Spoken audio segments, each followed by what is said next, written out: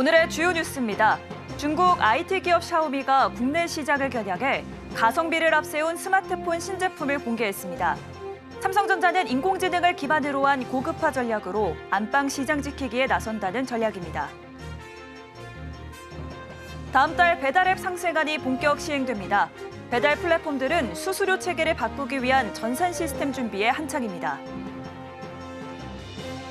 올해 서울 지역에서 한남 4구역 외에 공사비 1조 원이 넘는 도시정비 사업장이 6곳 더 나올 전망입니다. 초대형 사업 시공권을 따내기 위한 건설사 간 경쟁이 치열할 것으로 관측됩니다. 지난주 신동아건설이 기업 회생 절차를 신청함에 따라 은행권에선 건설업 부실 채권 중심 관리 강화에 들어갔습니다. 당국은 금융권에 미칠 영향이 제한적이라고 선을 그었지만 금융권에서는 리스크 확산 우려가 커지고 있습니다.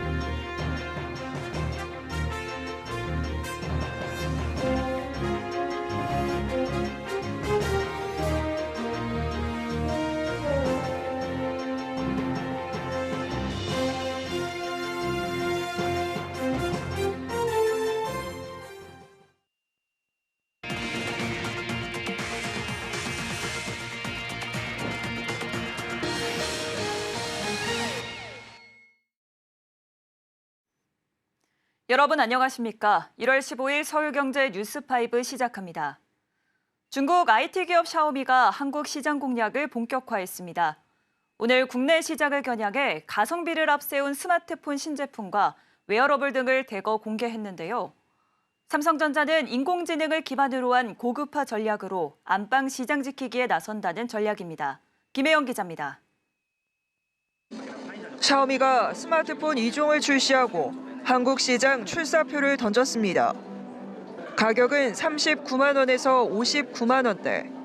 가성비를 무기로 국내 시장 공략에 나선 겁니다. 샤오미는 고객 접점 확대를 위해 오프라인 매장을 열고 서비스 부문 집중 투자를 통해 맞춤형 서비스를 강화한다는 방침입니다. To listen to them, to improve our product and services. And we are going to optimize step by step. And finally, to be the coolest company at the bottom of our users' heart. 스마트폰 시장은 가격과 AI를 중심으로 재편되고 있습니다. 다음 주 갤럭시 S25 시리즈 공개를 앞둔 삼성전자는 고급화 전략으로 안방 시장 지키기에 나선다는 전략. 두께를 6mm대로 줄인 외관 변경에 AI 기능이 대폭 상향된 프리미엄 제품군에 집중할 전망입니다. 특히 전작 대비 AI 에이전트 기능을 강화해 더 똑똑해진 손안의 AI 비서를 공개할 것으로 보입니다. 앞서 삼성전자는 세계 최초 AI 스마트폰 갤럭시 S24를 선보이며 흥행에 성공한 바 있습니다. 국내 로봇 청소기 시장을 잠식한 중국 로보락의 선례가 있는 상황. 값싸고 품질 좋은 중국 제품의 공습이 현실화되는 가운데 국내 가전 시장의 긴장감이 커지고 있습니다. 서울경제TV 김혜영입니다. 배달앱 수수료를 둘러싼 논란에 상생협의체까지 출범하면서 지난해 말 최종안이 확정됐죠. 다음 달이면 상생안이 본격 시행될 예정인데요. 배달 플랫폼들은 수수료 체계를 바꾸기 위한 준비 과정이 한창입니다. 이혜연 기자입니다. 지난해 배달앱 상생협의체에서는 최종 상생안이 다음 달부터 본격적으로 시행됩니다. 배달 시장 점유율 1위와 2위를 차지하는 배달의 민족과 쿠팡이츠는 새로운 배달 수수료 체계를 만들어 오는 2월부터 적용할 계획입니다. 지난 8일 김범석 우한 형제들 신임 대표는 배달앱 수수료 인하를 포함한 상생안을 다음 달에 시행하겠다고 약속한 바 있습니다. 현재 우한 형제들은 상생안 실행을 위해 내부 시스템 등을 개발하고 있습니다. 특히 차등 수수료의 경우 입점업체의 매출액에 따라 다르게 책정해야 하기 때문에 전반적인 전산 작업이 불가피한 상황입니다. 시간이 걸리는 일인 만큼 구체적인 시기와 중개 이용료 구간 산정 기준 등을 이달 안에 우선 공지하고 2월부터 적용될 수 있도록 하겠다는 계획입니다. 쿠팡이츠도 상생안 이행을 위한 작업을 진행 중입니다. 구체적인 시행 시기에 대한 계획은 아직 나오지 않은 가운데 경쟁사인 배민과 비슷할 것이란 관측이 나옵니다. 지난해 말 배달앱 상생협의체는 총 12번에 걸친 논의 끝에 배달앱 중개 수수료를 거래액에 따라 2에서 7.8%로 차등 적용하는 체계에 합의했습니다. 이는 현행 9.8%보다 낮은 수준이지만 점주 부담 배달비의 경우 1,900원에서 2,900원 수준에서 최대 3,300원까지 오르게 됐습니다. 이번 상생안이 반쪽짜리라고 불리는 이유입니다. 한편 오늘 국회에서는 배달앱 수수료 공정화를 주제로 온라인 플랫폼법 제정 등 입법 규제의 필요성과 방안이 논의됐습니다. 발제를 맡은 이성훈 세종대 교수는 자영업자 매출액 중 배달앱 수수료, 배달비, 배달앱 쿠폰 등 배달앱 관련 비용이 30% 넘게 차지하는 곳도 있다며 혜택을 본 사람이 비용을 지불하는 합리적 거래 관행이 구축돼야 한다고 강조했습니다. 배달 수요가 나날이 늘고 있는 만큼 배달 플랫폼을 이용하는 소비자, 소상공인 모두가 상생할 수 있는 방안에 관심이 모아지고 있습니다. 서울경제TV 이혜연입니다. 올해 서울 지역에서 한남 4구역 외에 공사비 1조 원이 넘는 도시정비 사업장이 6곳 더 나올 전망입니다. 초대형 사업이 잇따라 나올 예정인 만큼 시공권을 따내기 위한 건설사 간 경쟁이 치열할 것으로 관측됩니다. 이지영 기자입니다. 올해 서울 도시정비시장에서 한남 4구역 외 공사비 1조 원이 넘는 사업지가 6곳에 달하는 걸로 나타났습니다. 업계에 따르면 압구정 2구역, 여의도 시범아파트, 성산시형 아파트 등에서 시공사를 선정할 예정입니다. 특히 이곳은 입지와 사업성이 좋다고 평가되고 있어 건설사 간 수주 경쟁이 치열하게 펼쳐질 거란 전망이 나옵니다. 우선 올해 첫 격전지로 강북 재개발 최대여인 한남 4구역이 시공사 선정을 앞두고 있습니다. 공사비는 1조 5천억 원으로 현재 삼성물산과 현대건설이 맞붙었습니다. 오는 18일 재개발 사업 시공사가 결정될 예정입니다. 압구정 재건축 사업은 대형 건설사들이 눈여겨보고 있는 사업지입니다.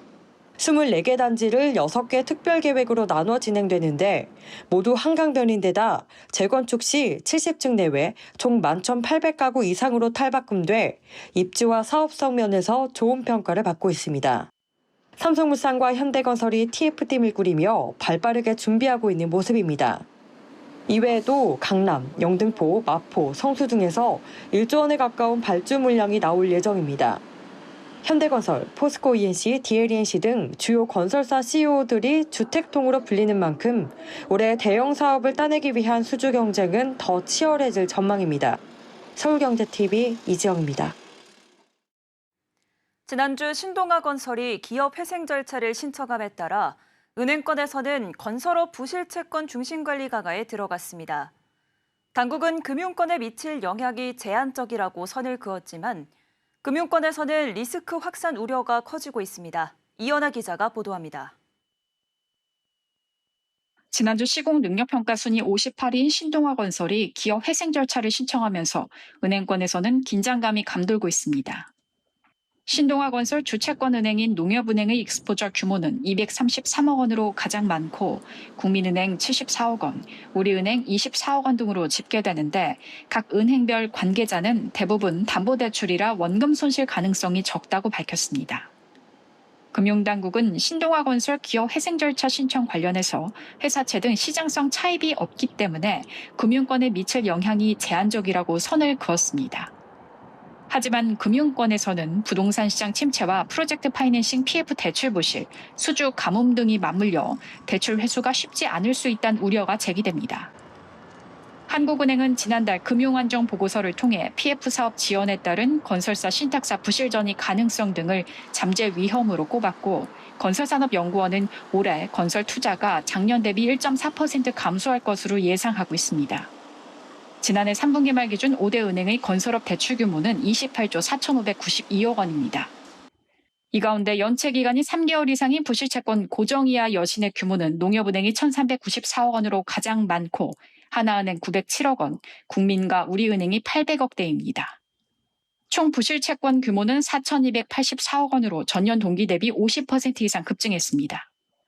부실채권 NPL 비율은 농협은행이 2.65%로 가장 높고 국민은행 1.54%, 우리은행 1.47%, 하나은행 1.05%, 신한은행이 0.93%입니다.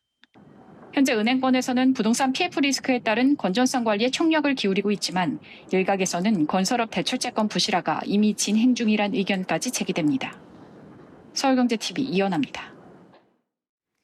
기아 오토랜드 광명공장의 투자 애로사항이었던 증개축 부담금 문제가 54년 만에 해결됩니다. 대한상공회의소가 국무조정실과 함께 기업 현장의 다양한 규제 개선에 나선 건데요. 그린벨트로 묶인 광명공장 땅이 대지에서 공장 용지로 지목 변경이 되면서 막대한 환경 부담금 문제를 풀게 됐습니다. 기아는 전기차 공정 전환에 속도를 낸다는 계획입니다. 이혜란 기자입니다. 기아 오토랜드 광명공장이 54년간 이어져 온 막대한 환경 부담금 문제의 해결책을 찾게 됐습니다. 정부가 대한상의가 건의한 규제 투자 애로를 받아들여 기아 오토랜드 광명공장 부지를 대지에서 공장 용지로 지목 변경하기로 한 겁니다. 광명공장 부지는 1971년 그린벨트로 묶여 증개축을 할 때마다 많은 환경 부담금을 내야 했는데 지목 변경으로 부담금을 기존의 6분의 1 수준으로 완화하는 효과를 보게 됩니다. 광명공장은 최근 공장 노후화 개선과 전기차 생산 설비 전환을 위해 전면 증개축 추진하면서 막대한 부담금이 투자 걸림돌이 되자 부담금 감면을 수차례 건의해왔습니다.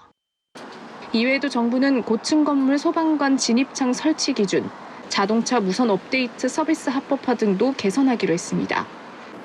강석구 대한상의 조사본부장은 규제 개선은 기업의 편의를 넘어 국민 경제 활성화와 일자리 창출을 촉진하기 위한 중요한 과제라며 규제 개선은 꾸준히 이뤄지는 것이 중요한 만큼 기업 현장의 규제와 투자 애로 해소를 위해 대한상의와 국조실이 연계 운영을 강화해 나갈 것이라고 강조했습니다. 서울경제TV 이혜란입니다. 조선업계가 이번 주부터 잇따라 실적 발표를 앞두고 있습니다.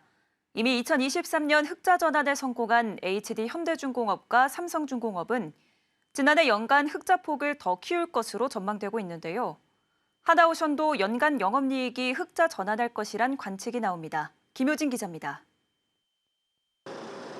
호황 사이클이 본격화된 조선 3사가 지난해 모두 흑자를 달성한 것으로 전망됩니다. 각사별 예상 영업이익은 HD 현대중공업이 6,767억 원, 삼성중공업 4,744억 원, 하나오션 1,659억 원. 3사 영업이익을 모두 합하면 1조 3,710억 원에 이릅니다.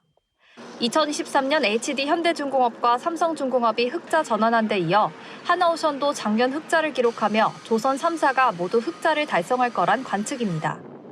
HD 현대중공업과 삼성중공업은 작년 영업이익이 큰 폭으로 성장할 것으로 예상됩니다. 전년에 비해 HD 현대중공업은 영업이익은 4배 가까이, 삼성중공업은 같은 기간 2배 가까이 뛸 거란 전망. 특히 방위산업을 영위하는 하나오션과 HD 현대중공업은 지난해 새로 열린 미국 함정 MRO 시장에 참여하며 신성장 동력을 찾은 효과가 더해질 것으로 기대됩니다. 하나오션이 2건의 미 해군 함정 정비 사업을 수주하면서 포문을 열었고 HD 현대중공업은 특수선 도크 일정과 발주 일정 검토 등 채비를 마치고 올해부터 본격 수주에 나선다는 계획입니다.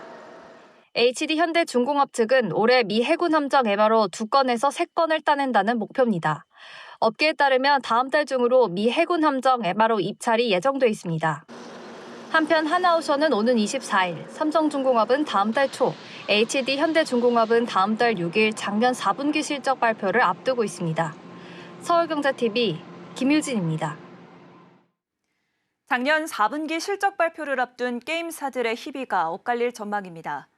넥슨과 크래프톤은 사상 최대 매출로 양강 구도를 굳혀가는 모양새인데요. 반면 지난해 신작 흥행 부진과 인원 감축으로 진통을 겪었던 NC소프트는 실적 하락을 피하기 어려울 것으로 관측됩니다. 이수빈 기자입니다. 게임업계가 작년 4분기 실적 발표를 앞두고 있는 가운데 신작 효과에 따른 희비가 엇갈릴 전망입니다. 넥슨과 크래프톤이 나란히 최대 매출을 기록할 것으로 예상되며 양강 구도를 굳혀가는 가운데 NC소프트는 적자로 전환할 것으로 관측됩니다. 넥슨은 국내 게임사 최초로 매출 4조 원 클럽 진입을 목전에 둔 상태입니다. 금융정보업체 FN가이드에 따르면 넥슨은 지난해 매출 4조 1,322억 원, 영업이익 1조 1,315억 원을 기록한 것으로 추정됩니다.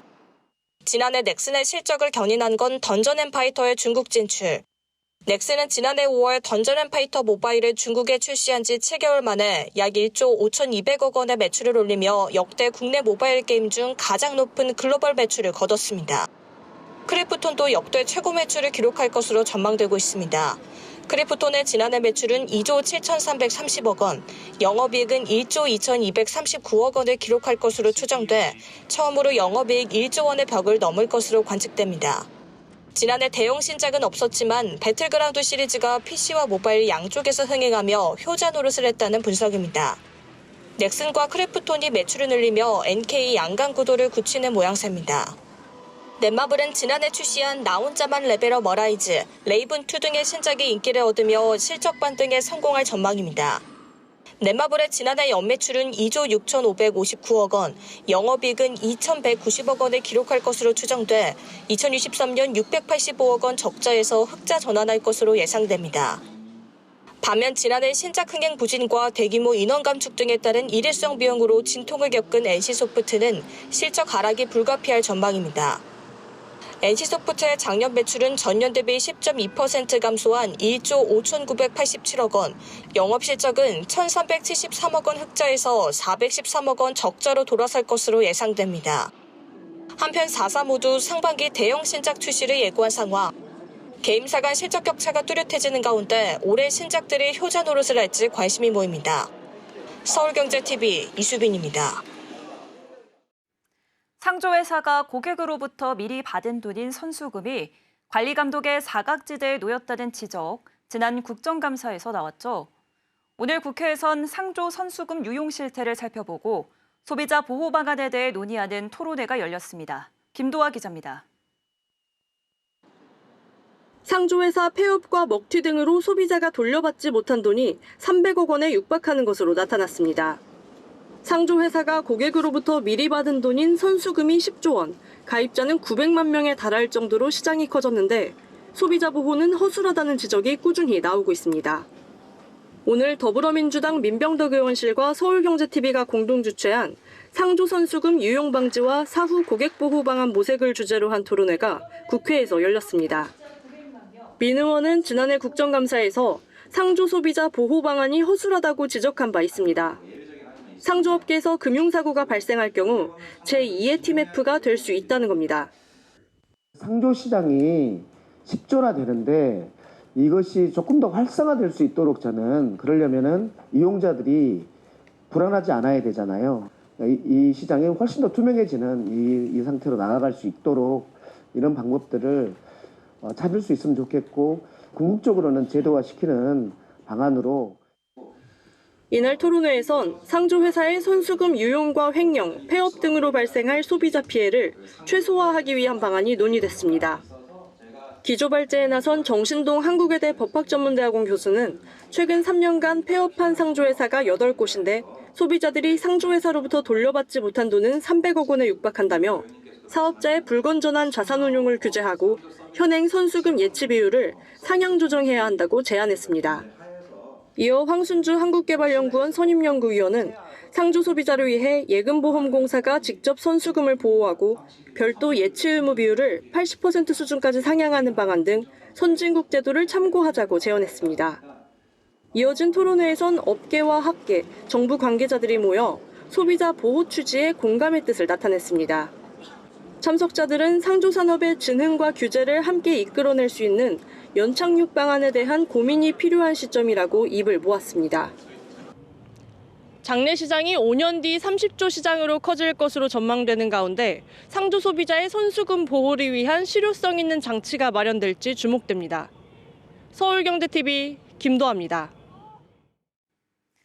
부양가족을 잘못 공제해 불이익을 받지 않도록 개편된 연말정산 간소화 서비스가 오늘부터 열렸습니다. 국세청은 이날 간소화 서비스를 개통하고 추가 수정된 자료를 반영한 최종 확정 자료를 20일부터 제공한다고 밝혔습니다. 이번 연말정산부터는 공제받을 수 없는 부양가족의 정보가 제공됩니다. 2024년 상반기 소득 금액이 100만 원을 초과한 부양가족 명단을 보여주는 겁니다. 그간 소득 세액공제 요건 충족 여부를 검증하는 기능이 없어 제공된 자료를 검토하지 않고 그대로 제출하는 경우 과다 공제로 가산세를 물거나 추가 신고해야 했던 점을 개선했다고 국세청은 설명했습니다. 올해 상반기 안으로 알뜰폰 5G 요금제 중 월 20GB 사용에 만원대 요금제가 나올 전망입니다. 정부가 알뜰폰 요금을 낮춰 이동통신 3사 대비 경쟁력을 키우기 위해 망 도매대가를 절반가량으로 대폭 내리기로 한 건데 최근 10년간 가장 큰 폭의 데이터 도매대가 인합니다. 데이터 도매대가란 알뜰폰 업체가 이통사의 망을 빌리는 대가로 지불하는 비용으로 소비자 가격인 알뜰폰 요금을 결정하는 핵심 변수로 꼽힙니다. 과학기술정보통신부는 오늘 도매 제공 의무 사업자인 SK텔레콤의 데이터 도매 대가를 1MB당 1.29원에서 0.62원으로 최대 52% 낮추기로 했습니다. 여기에는 알뜰폰사가 사용할 데이터를 통신사로부터 대량으로 구매 시 할인받는 혜택이 포함됩니다. 과기정통부가 도매대가 제공에 관한 고시를 다음 달 안으로 개정하고 관련 요금제 개발 및 마케팅 등의 준비가 완료되면 올해 상반기 안에 현행 4만 원대인 알뜰폰 요금제가 만 원대로 떨어질 전망입니다. 서울경제 뉴스5 저희가 준비한 소식은 여기까지입니다. 함께해 주신 여러분 고맙습니다.